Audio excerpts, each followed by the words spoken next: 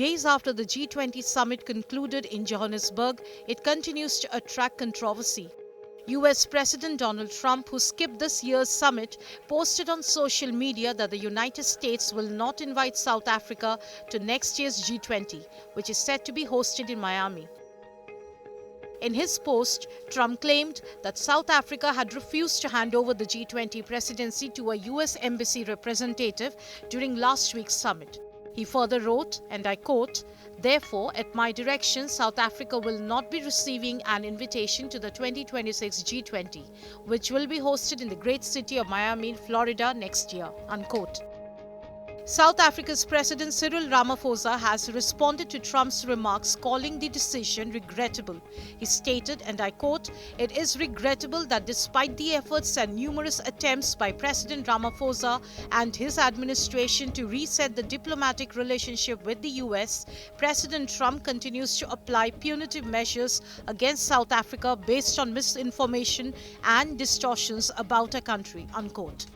Ramaphosa further clarified that the United States was not present at the summit and that the instruments of the G20 presidency were formally handed over to a US embassy official at the headquarters of South Africa's Department of International Relations and Cooperation. Trump had boycotted this year's G20 after promoting a widely discredited claim that South Africa's white minority faces large-scale killings. The controversy first arose during Ramaphosa's visit to the White House earlier this year, when Trump alleged that a white genocide was taking place and that the government was killing white people, allowing their farms to be taken from them. The South African government has repeatedly rejected these claims.